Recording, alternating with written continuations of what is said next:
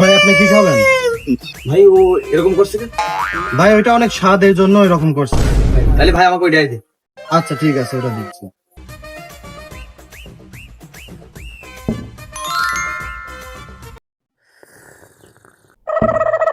ভাই আমার তো এরকম হচ্ছে না।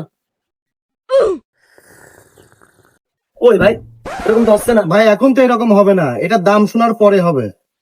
এটার দাম কয় টাকা ভাই? ভাই 5,000 টাকা।